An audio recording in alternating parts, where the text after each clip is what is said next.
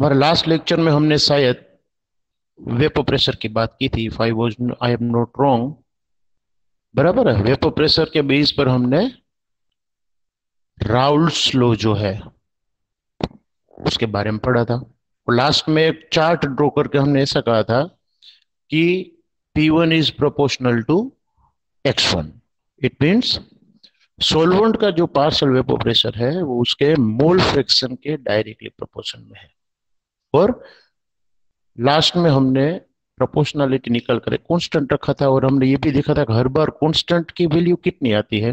तो pure solvent का जो वेपर प्रेशर है उतनी वैल्यू आती है, और प्योर सोलवेंट के वेपर प्रेशर को हम P1 स्टैंडर्ड मतलब कि डिग्री से दिखाएंगे। Is that clear? यहां तक हमने लास्ट में पढ़ा था। अब एक नया टॉपिक आ रहा है जो आपको पढ़ना है, and it is colligative properties. Be remember,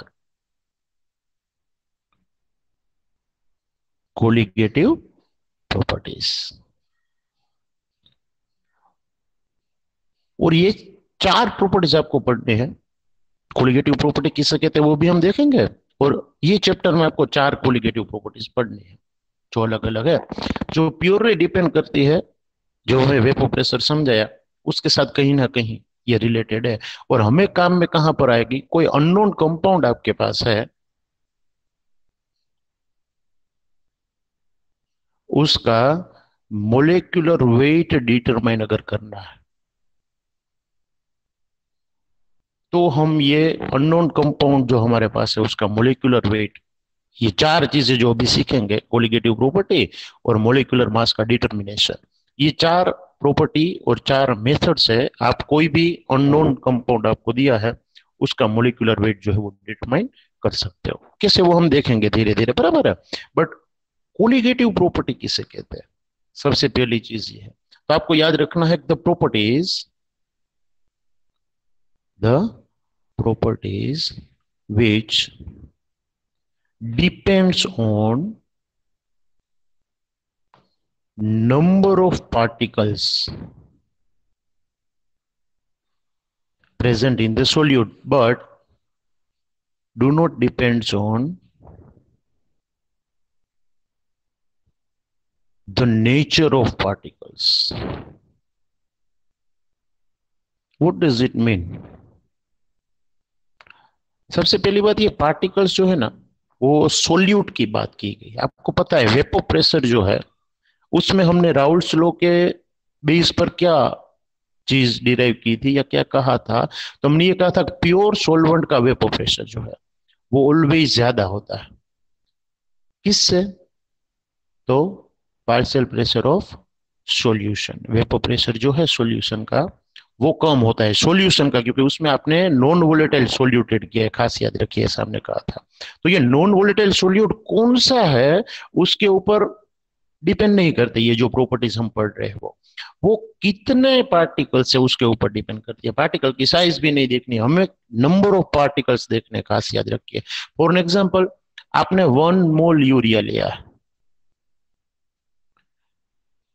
या 1 मोल शुगर ली है जिसे हम सुक्रोज कहते हैं, या आपने 1 मोल ग्लूकोज लिया है।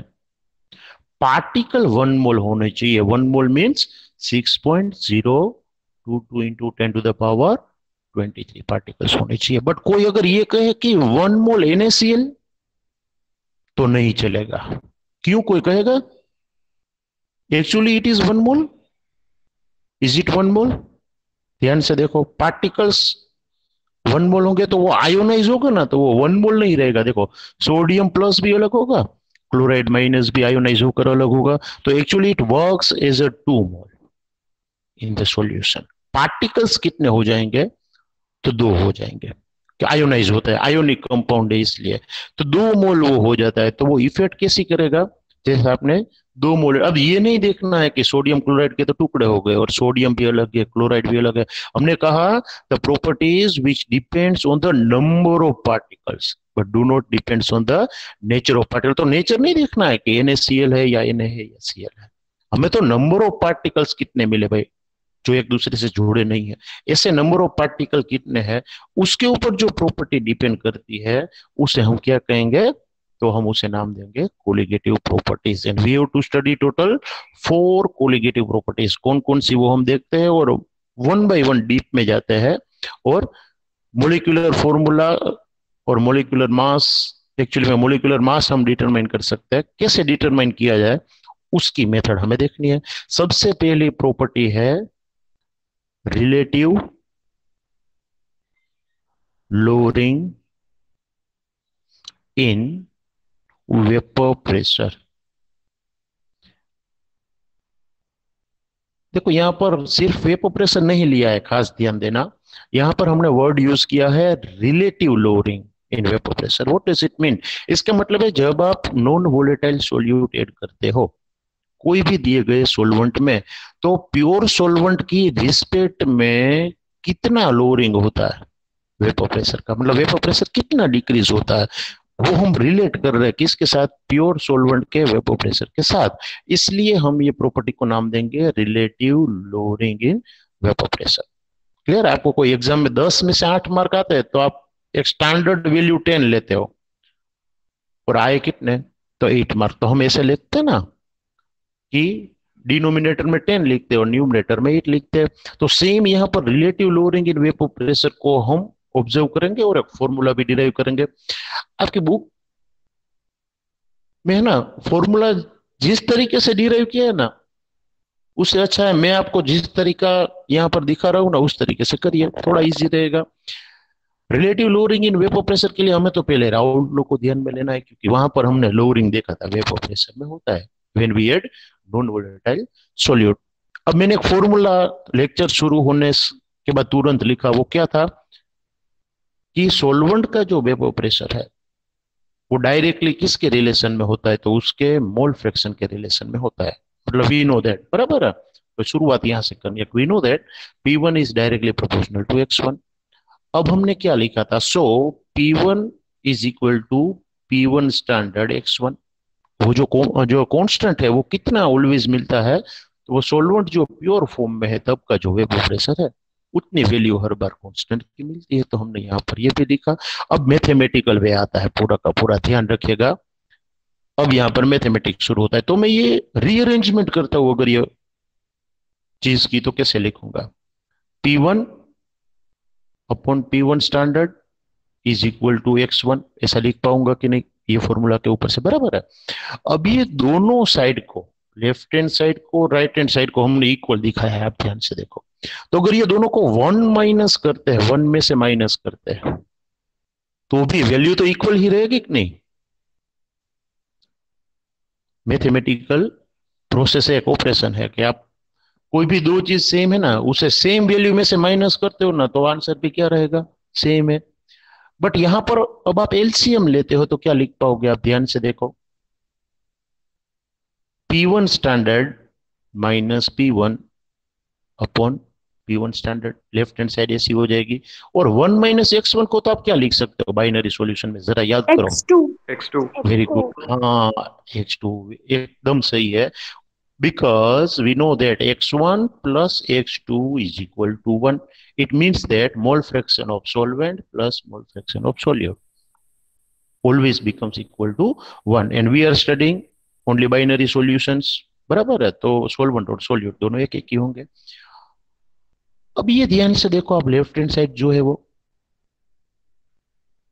ये P1 स्टैंडर्ड माइनस P1 क्या है भाई? तो P1 स्टैंडर्ड मतलब प्योर सॉल्वेंट का वेपर प्रेशर है, उसमें से P1 जितना वेपर प्रेशर कम हुआ, इसका मतलब आपने जो नॉन वोलेटाइल सॉल्यूट ऐड किया है उसकी वजह से जो वेपर प्रेशर है उसमें डिक्रीमेंट हुई है। मतलब ये एक्चुअली में डेल्टा P है, मतलब P1 स्टैंडर्ड में जो डिफरेंस आया वो है P1 स्टैंडर्ड माइनस P1 क्या है? तो जो डिफरेंस आया ना वो है, मतलब जो लोअरिंग हुआ वेपर प्रेशर में वो यहां पर दिखाया है। तो हमने वहां पर लिखा था टोटल मार्क्स में से 8 मार्क आए, मतलब 2 कम हुए ना, तो लोअरिंग हुआ। तो यहां पर देखिए आप कि P1 स्टैंडर्ड माइनस P1 है वो क्या है? लोअरिंग है। किसकी रिस्पेक्ट में? प्योर सॉल्वेंट के वेपर प्रेशर के रिस्पेक्ट में है। मतलब डिनोमिनेटर में हमने प्योर सॉल्वेंट का वेपर प्रेशर रखा है और न्यूमरेटर में हमने लोअरिंग रखा है। ये दोनों को हम कंपेयर कर रहे हैं, इसका मतलब है it is a relative lowering in vapour pressure. तो relative lowering in vapour pressure मतलब प्योर सॉल्वेंट के वेपर प्रेशर में कितनी लोअरिंग होती है by adding non volatile solute, तो उसका आंसर आता है कि सॉल्यूट के मोल फ्रैक्शन जितनी होती है। X2 क्या है?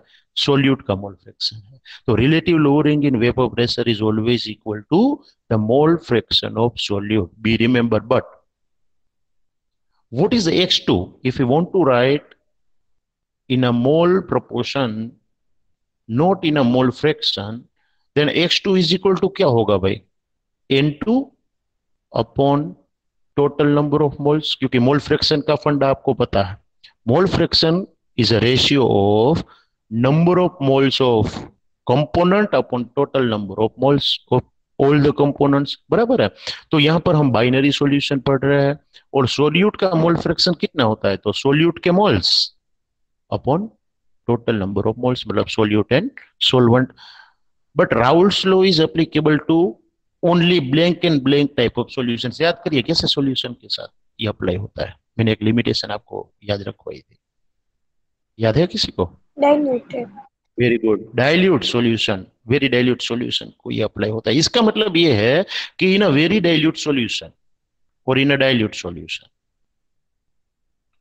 किसके नंबर ऑफ मोल ज्यादा होंगे और किसके कम होंगे, जरा मुझे कहिए। इन डाइल्यूट सॉल्यूशन N1 ज्यादा होगा, मोल्स N2। कम होंगे। हाँ, सोल्यूट के मोल कम होंगे, मतलब N2 is very very less than N1, मतलब सोलवेंट तो ज्यादा ही होगा, तो ही ये डाइल्यूट होगा। अगर डिनोमिनेटर में ऐसी चीजों का सम है जिसमें कोई एक वैल्यू बहुत छोटी है, तो हम क्या कर सकते हैं उसे? वी कैन नलीफाई दे, हम उसे नलीफाई कर सकते हैं। ये ऐसी बात है कि एक पूरे हाथी का वजन आप मेजर कर रहे हो, बट गलती से उसके ऊपर चींटी गिर गई है, तो वजन में कोई फर्क आएगा भाई? तो ना। तो डाइल्यूट सॉल्यूशन में ऐसा है कि भाई सोल्यूट बहुत कम है, तो आप N2 को ओमिट कर सकते हो यहाँ पर, क्योंकि वो बहुत कम है। तो आंसर क्या होगा? N2 upon N1। मतलब relative lowering in vapour pressure is always equal to the either mole fraction of a solute, or we can say that relative lowering in vapor pressure is equal to the ratio of number of moles of solute upon number of moles of solvent। but मोल की definition भी क्या है? मोल के लिए भी आपने कुछ formula derive किया था, अगर याद है तो P1 standard minus P1 upon P1 standard is equal to क्या होगा? याद करिए, number of mole is equal to क्या होता है? Given weight upon molecular weight. Very good, given weight upon molecular weight. और उसे हम सिंबॉलिक लैंग्वेज में लिखे तो गिवन वेट को हम W कहते हैं और मोलिकुलर वेट को हम कैपिटल M कहते हैं, बी रिमेंबर, बराबर है। तो यहां पर भी हम W अपॉन M लेंगे, और किसका W और किसका M, तो वो यहां पर लिखा है N2 है, 2 मतलब सोल्यूट, मतलब हम यहां पर ये लिखेंगे W2 upon M2 upon N1, मतलब हम क्या लिखेंगे? W1 upon M1। अब डिनोमिनेटर को ऊपर जाने दो, रिवर्स कर दो, तो हमें एक फाइनल इक्वेशन मिलेगा। Relative lowering in vapour pressure is always equal to W2 upon M2 into क्या आएगा भाई? M1 upon W1, and that formula is a final formula for relative lowering in vapour pressure. तो अगर कोई आपको कहे relative lowering in vapour pressure के लिए फॉर्मूला डिराइव करो, तो इस तरीके से करना है। कहां से शुरुआत करनी है भाई? We know that P1 is directly proportional to X1। बाद में प्रोपोर्शनलिटी निकालकर कांस्टेंट रखो, P1 अपॉन P1 स्टैंडर्ड का रेशियो X1 होता है वो दिखाओ, दोनों साइड को 1 में से माइनस करो because it remains equal after the doing same process. और relative lowering in vapour pressure आपको मिलेगा बाय टेकिंग LCM, और वो कितना होगा? तो वो मोल फ्रैक्शन ऑफ सॉल्यूट जितना होगा। मोल फ्रैक्शन ऑफ सॉल्यूट को मोल के रेशियो के फॉर्म में दिखाओ, और मोल के रेशियो के फॉर्म में सॉल्यूट के मोल बहुत कम है तो निगलेक्ट करो उसे, तो आपको मोल का रेशियो मिलेगा सॉल्यूट और सॉल्वेंट का, और आप relative lowering in vapour pressure का फाइनल फॉर्मूला जो है वो डिराइव कर सकते हो। बट ये हुआ relative lowering in vapour pressure का फॉर्मूला। बट हमने एक मेथड भी देखी जिसमें आप मोलिकुलर मास ढूंढ सकते हो। ऐसा हमने कहा we can derive the molecular mass of unknown compounds, और सोल्यूट का खास तो ये याद रखना है। इसका मतलब आप M2 ढूंढ सकते हो।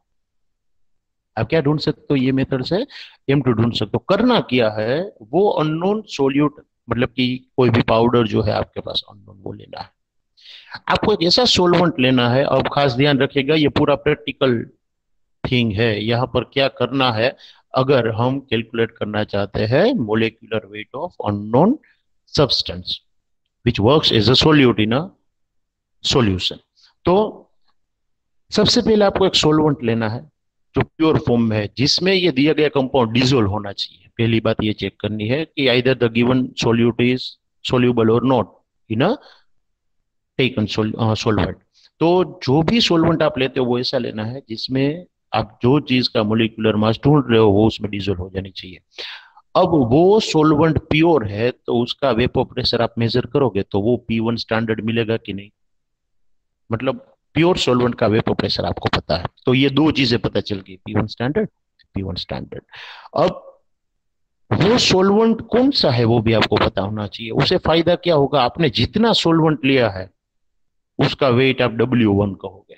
याद करिए, सॉल्वेंट का वेट जो है, सॉल्वेंट मतलब 1 और W मतलब कितना वेट आपने लिया है। वो सॉल्वेंट कौन सा है वो आपको पता है तो आपको मोलिकुलर वेट भी पता होगा। For an example, we have taken water as a solvent, then molecular weight जो है वो कितना होगा, 18 ग्राम पर मोल। मोलिकुलर वेट भी फॉर्मूला के ऊपर से पता चल सकता है। तो ये दोनों चीजें भी पता चल गई। तो सॉल्वेंट की सारी बातें पता चल गई आपको, प्योर वेपर प्रेशर सॉल्वेंट का, दूसरा उसका मोलिकुलर वेट, और तीसरा उसका गिवन वेट, मतलब आपने जो अमाउंट ली है वो वेट आपको लिखना है। अब आप क्या करते हो, जिस सोल्यूट का मोलिकुलर वेट अननोन है उसकी नॉन अमाउंट ऐड करनी है। मान लीजिए कि 4 ग्राम ऐड किया आपने, तो आपको पता है कि गिवन वेट कितना और टेकन वेट कितना, तो 4 ग्राम है, बराबर है। 4 ग्राम आपने ये लिया है वो आपको पता है, तो वो उसका गिवन वेट हो जाएगा सोल्यूट का। तो W2 4 ग्राम है। अब after addition of solute vapour pressure में कितना डिक्रीमेंट हुआ वो मेजर करो, बैरोमीटर से प्रेशर मेजर करो आप, तो पता चलेगा कितना प्रेशर डिक्रीज हुआ। प्रेशर कितना डिक्रीज हुआ मतलब लोअरिंग आपको पता चलेगा, P1 स्टैंडर्ड माइनस P1 आपको पता चलेगा पूरा। तो ये पूरी वैल्यू आपको मिलेगी। कैसे, पहले आपने प्योर का पता चला गया, बाद में डिक्रीज हो गया वो, मतलब P1 कितना है वो पता लग गया, तो P1 स्टैंडर्ड माइनस P1 मिल जाएगा। P1 स्टैंडर्ड तो पहले से आपके पास है। अब सारी चीजें नोन हो गई। देखो ब्लू बॉक्स में जितनी चीजें है वो नोन है आपके लिए। आफ्टर डूइंग प्रैक्टिकल ये भी पता चल जाएगा आपको कि रिलेटिव लोअरिंग कितना है। अब ये सब चीजें पता चल गई तो एक चीज अननोन थी वो पता चलेगी, and it will be molecular weight. आपको क्या पता चल जाएगा, मोलिकुलर वेट। और मोलिकुलर वेट के लिए फॉर्मूला क्या होगा भाइयों, M2 is equal to P1 standard minus P1 upon P1 standard, बराबर है। उसके साथ क्या मल्टीप्लाई होगा, एक्चुअली में ये होगा या ये 1 अपॉन M2 होगा।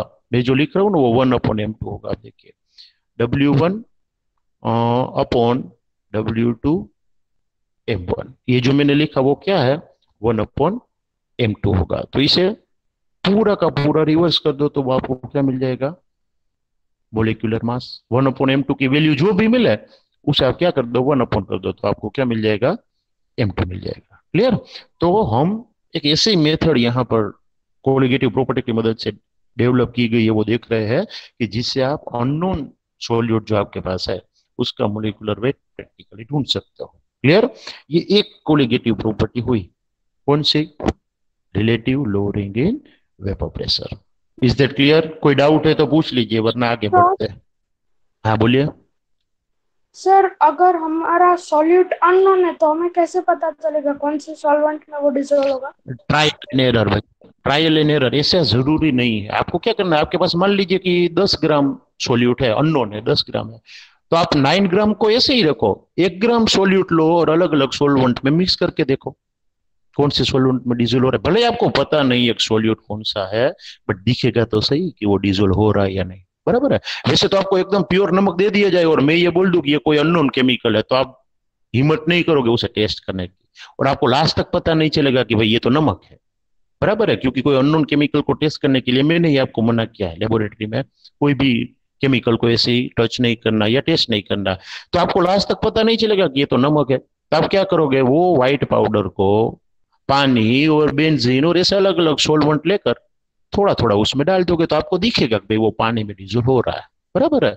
तो ऐसी चीजें जो है वो प्रैक्टिकली आपको परफॉर्म करके देखनी पड़ेगी कि भाई डिजोल्व हो रहा है या नहीं, सारी चीजें थियोरेटिकली होगी नहीं। क्लियर?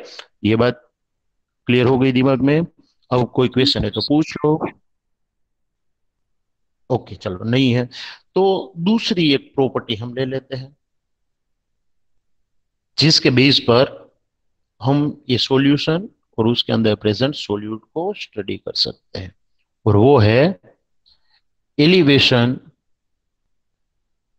ऑफ बॉइलिंग पॉइंट या इन बॉइलिंग पॉइंट, आप कुछ भी लिख सकते हो, elevation in boiling point.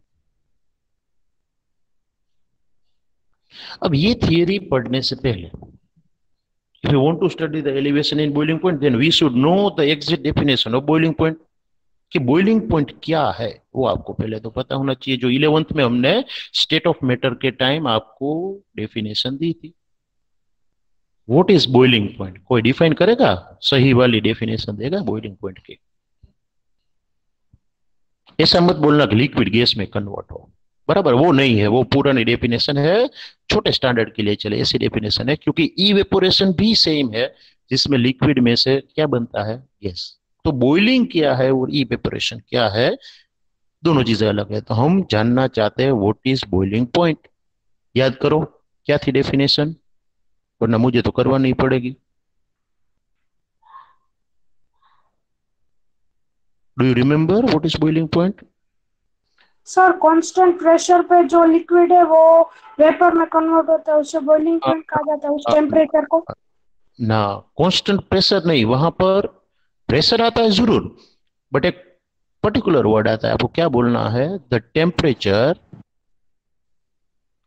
Eight which vapour pressure of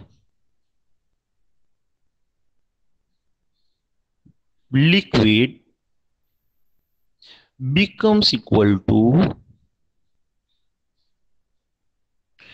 atmospheric pressure।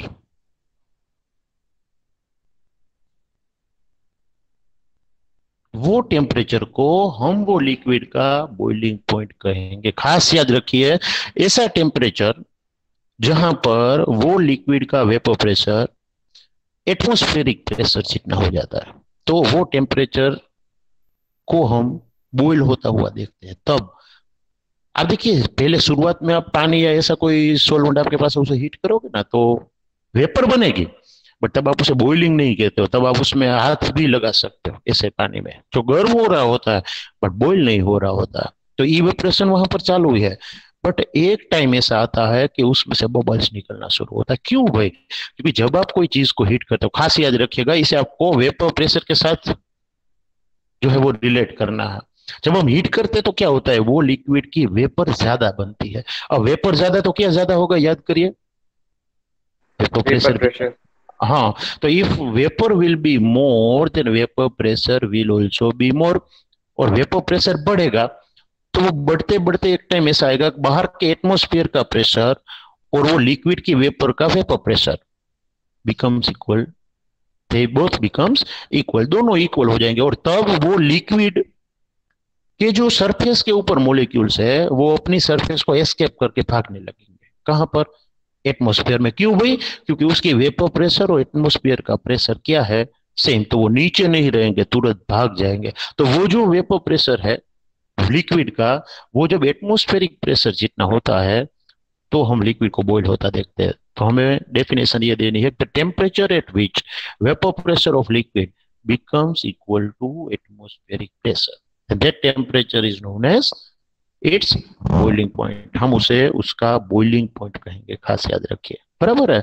Water के लिए ये वैल्यू 100 डिग्री सेल्सियस हम लेते हैं जो उसका बॉइलिंग पॉइंट है, बट हमें तो बात करनी है एलिवेशन इन बॉइलिंग पॉइंट, बराबर है। वो समझने के लिए हम ये चीज पढ़ रहे थे, बॉइलिंग पॉइंट क्या है।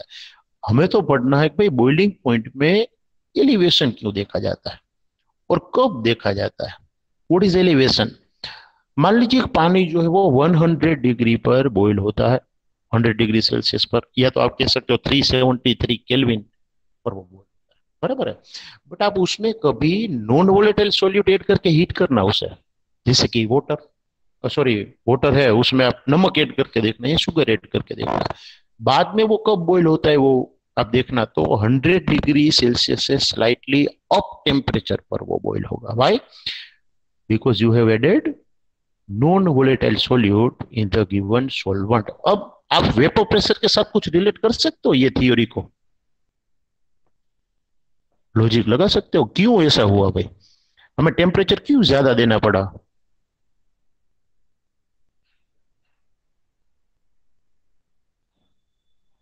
क्योंकि सर सॉल्यूशन और सॉल्वेंट का दोनों का वो बॉइलिंग पॉइंट अलग अलग। हाँ, अब वही तो मैं कह रहा हूं, क्यों अलग हो गया भाई, बॉइलिंग पॉइंट क्यों अलग हो गया, रीजन जानना चाहता हूं मैं। सरफेस पे सॉल्यूट के पार्टिकल्स होंगे। हाँ, मतलब आप राउट लो को ये रिपीट कर रहे हो कि सरफेस पर सॉल्यूट के मोलिक्यूल ज्यादा है तो क्या कम होगा, याद करो जरा। Vapour pressure. हाँ, बस वेपर प्रेशर के साथ रिलेट करना है आपको कि अगर हम सॉल्यूशन को देखें तो उसमें नॉन वोलेटाइल सॉल्यूट भी है, तो उसका वेपर प्रेशर कम होगा। अगर वेपर प्रेशर कम होगा तो वो बॉईल होने में देर लगेगा। क्यों भाई? ये जो मैंने लाइन खींची है ना आपको जो दिख रही है स्टैंडर्ड लाइन है, वो 1 एटमोस्फियरिक प्रेशर की लाइन है। और वेपर प्रेशर और टेम्परेचर का हमने ग्राफ लिया है यहाँ पर। मान लीजिए कि कोई सोलवेंट है, प्योर सोलवेंट है, तो प्योर सोलवेंट का वेपर प्रेशर ज्यादा होता है, आपको पता है, तो उसे 1 एटमोस्फियर तक पहुंचने में कम टेम्परेचर चाहिए, क्योंकि उसका वेपर प्रेशर क्या होता है, ज्यादा होता है, बराबर है। बट अगर ये चीज जो मैंने कही ना वो सोलवेंट की है, बट मान लीजिए कि आपके पास सॉल्यूशन है। अब देखो सॉल्यूशन होगा तो क्या होगा, सॉल्वेंट में आपने नॉन वोलेटाइल सॉल्यूट ऐड किया होगा, मतलब वेपर प्रेशर हुआ होगा कम।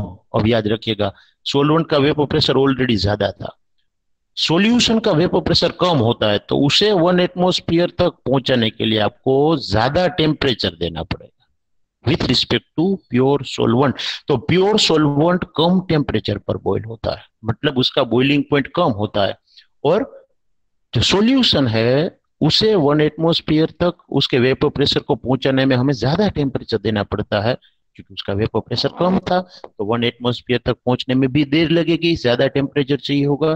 तो सॉल्यूशन जो है वो सॉल्यूशन का बॉइलिंग पॉइंट ज्यादा होता है, प्रेशर दोनों का 1 एटमोस्फियर तक पहुंचेगा तभी बॉइल होंगे। पर एक का टेम्परेचर, ये वाली लाइन देखनी है आपको, एक्स एक्सिस देखनी है, वहां पर टेम्परेचर ज्यादा मिलेगा आपको, किसका, तो सॉल्यूशन का। कम मिलेगा किसका, तो सोलवेंट का। सोलवेंट का जो बॉइलिंग टेम्परेचर है उसे हम बॉइलिंग टेम्परेचर टीबी कहेंगे, टी मतलब टेम्परेचर, बी मतलब बॉइलिंग वाला। बट सोलवेंट है, प्योर है, इसलिए हम डिग्री दिखाएंगे यहाँ पर, टीबी स्टैंडर्ड लिखेंगे। और सॉल्यूशन है, उसके बॉइलिंग पॉइंट को हम सिर्फ क्या कहेंगे, टीबी कहेंगे। टीबी मतलब बॉइलिंग टेम्परेचर। आप मुझे ये बताइए कि डेल्टा टीबी जो है वो क्या कहा जाएगा, टी माइनस टी स्टैंडर्ड।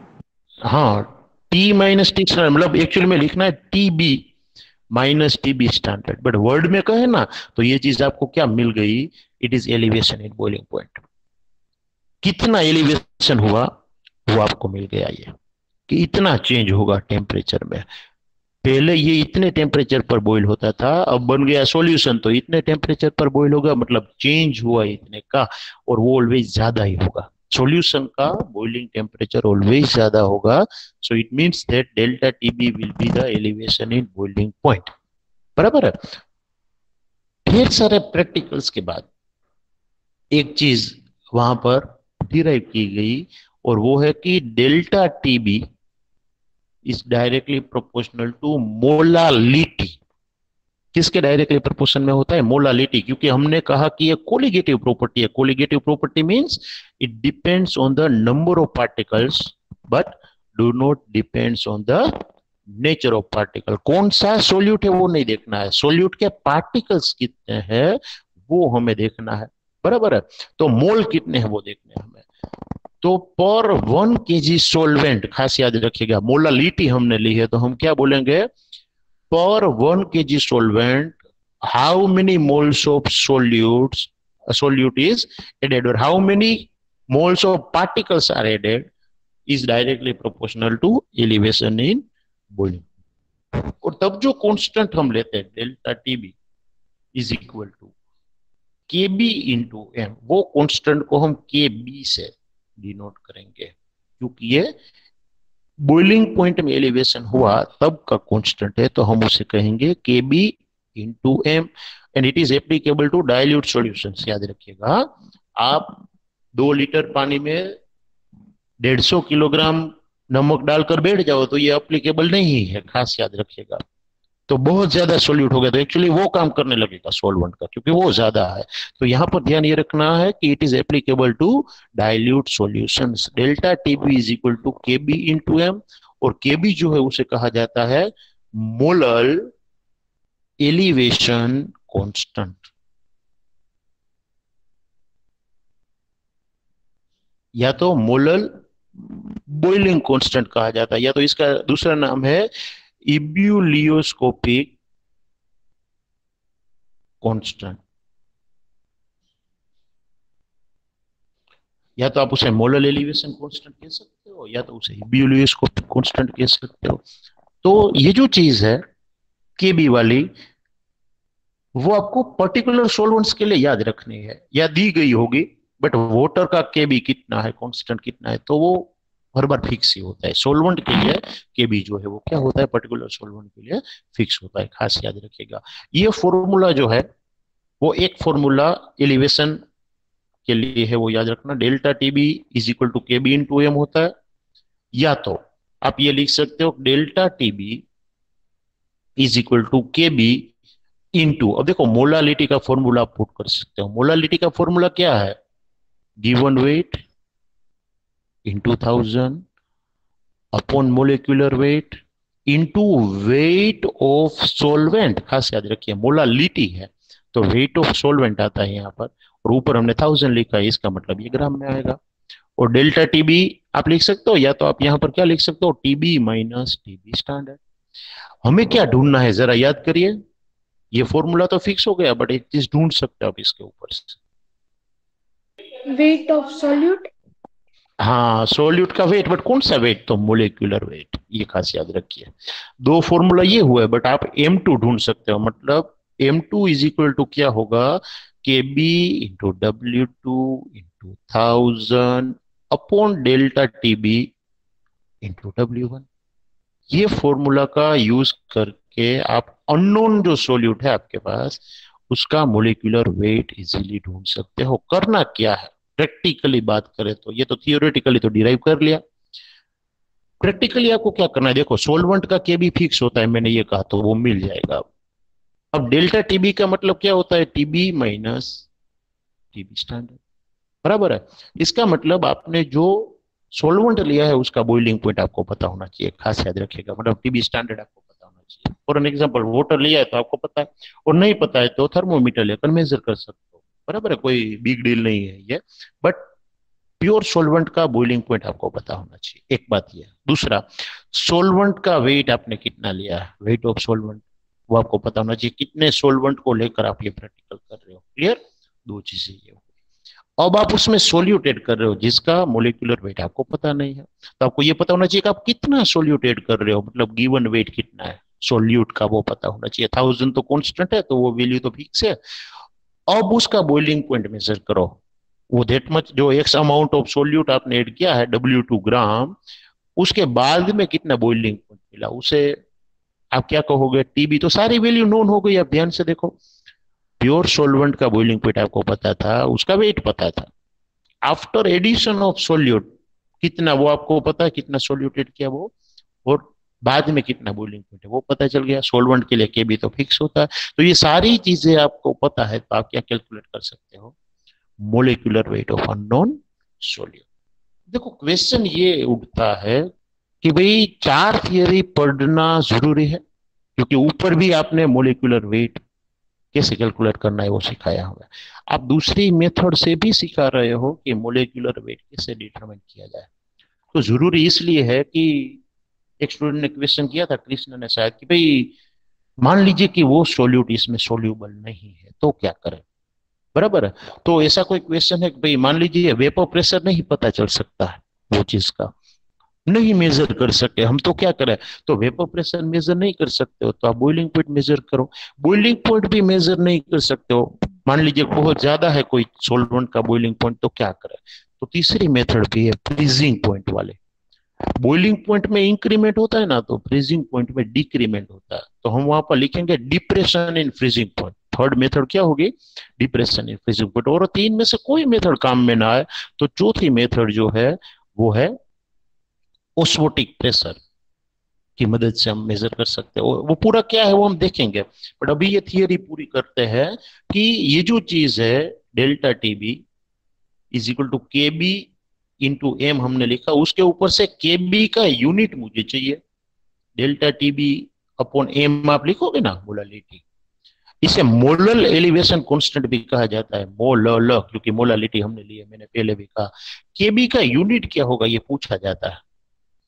आपने डायमेंशनल फॉर्मूला डिराइव किया फिजिक्स में, जरा मुझे बताइए। Kelvin by molal.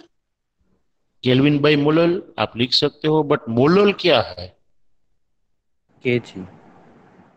केजी, सिर्फ केजी। मोलालिटी में क्या आता है जरा देखो आप, केजी मोल। मोल्स पर केजी। मोल पर केजी, ऐसा आएगा ना, मोल पर केजी, आप ऐसा लिखोगे। बट डिनोमिनेटर का डिनोमिनेटर तो ऊपर जाएगा, मतलब केल्विन किलोग्राम अपॉन मोल, इसका मतलब आप लिख सकते हो केल्विन किलोग्राम पर मोल। तो ये होगा यूनिट किसका, मोलर एलिवेशन कांस्टेंट का, and it will B kelvin kilogram पर मोल। खास याद रखिए इतनी चीजें लिखना, मतलब 3 मार्क गेन करना। और खास तो सम पूछे जाते हैं ये चैप्टर में से, क्या पूछा जाता है, थियरी के बेस्ड एमसीक्यू तो पूछे जाएंगे कि वेपर प्रेशर कौन से सॉल्वेंट का ज्यादा है, अगर डेटा आपको दिया है कोई 3-4 चीजों का तो उसके रिस्पेक्ट में। बट सम पूछे जाएंगे भाई कोई सॉल्यूशन में इतना सॉल्यूट है, इतना सॉल्वेंट है, तो इसका मोलिकुलर वेट ढूंढो, या कितना एलिवेशन होगा वो आप बताओ। बराबर है, तो डेल्टा टीबी ढूंढने के लिए देंगे, या डेल्टा टीबी दिया है तो मोलिकुलर वेट ढूंढने के लिए देंगे। बट आपको पता होना चाहिए ये फॉर्मूला, फॉर्मूला पता है तो सारी चीजें आपको दी गई होगी, कोई एक ढूंढनी होगी और वो आप इजीली ढूंढ सकते हो। बराबर है, केबी की वैल्यू भी दी गई होगी, खास याद रखिएगा पेपर में केबी की वैल्यू दी जाती है, तो वहां पर घबराना नहीं है, वैल्यू सारी दी गई होगी, आपको लॉजिक लगाना है। एप्लीकेशन बेस्ड क्वेश्चन ही ज्यादातर पूछे जाएंगे। क्लियर। तो ये जो मोलर एलिवेशन कांस्टेंट अगर आपको पूछा जाए, या फिर एलिवेशन इन बॉइलिंग पॉइंट पूछा जाए, तो सिंपल एंड सोबर क्या लिखना है, पहले तो बॉइलिंग पॉइंट की डेफिनेशन लिखो, एलिवेशन क्यों होता है वो समझाओ, उसका मैथमेटिकल फॉर्म डिराइव करो, 3 फॉर्मूला उसमें आने चाहिए, और उसके 2 नाम आने चाहिए कि एक तो ये मोलर एलिवेशन कांस्टेंट के नाम से जाना जाता है, या तो इब्यूलोस्कोपिक कांस्टेंट के नाम से जाना जाता है, और मोलिकुलर मास कैसे पता लगा सकते हो वो वाला फॉर्मूला भी आपको दिखाना है। और खास एक केबी का यूनिट वहां पर आपको लिखना है, केल्विन किलोग्राम पर mole. And which type of property is this, फिर से याद करिए कैसी प्रॉपर्टी है ये, हम कैसी प्रॉपर्टी पढ़ रहे हैं, ये दोनों प्रॉपर्टी कैसी थी जरा याद करिए, नाम कुछ दिया था, हे भगवान। कोलिगेटिव। कोलिगेटिव। ये है कोलिगेटिव, ये तो दिमाग से निकलना ही नहीं चाहिए कि ये कोलिगेटिव प्रॉपर्टी पढ़ते हैं हम। बराबर है, इसका मतलब ये ऐसी प्रॉपर्टी है कि जो सिर्फ नंबर ऑफ पार्टिकल के ऊपर डिपेंड करती है, कौन सी चीज के पार्टिकल है, नेचर के बेस्ड प्रॉपर्टी ये डिसाइड नहीं होती, सिर्फ नंबर ऑफ पार्टिकल के ऊपर डिपेंड करती है। बराबर, उसके ये चारों प्रॉपर्टी हम पढ़ लेना बाद में, उसके ऊपर बेस्ड सम भी हम करने वाले हैं। तीसरी जो थियरी है, 1-2 मिनट ही बाकी है बट कोई दिक्कत नहीं, हम सिर्फ इंट्रोडक्शन ले लेते हैं। डिप्रेशन इन फ्रीजिंग पॉइंट, हम सिर्फ डेफिनेशन लेंगे अभी फ्रीजिंग पॉइंट की, बाद में देखेंगे नेक्स्ट लेक्चर में डिप्रेशन इन फ्रीजिंग पॉइंट क्या है। कोई कहेगा व्हाट इज फ्रीजिंग पॉइंट, जैसे बॉइलिंग पॉइंट की डेफिनेशन दी आपने, वैसे फ्रीजिंग पॉइंट की डेफिनेशन भी पता होनी चाहिए। फ्रीजिंग पॉइंट किसे कहेंगे, तो हमें लिखना है the temperature at which liquid and its own solid phase remain in dynamic equilibrium.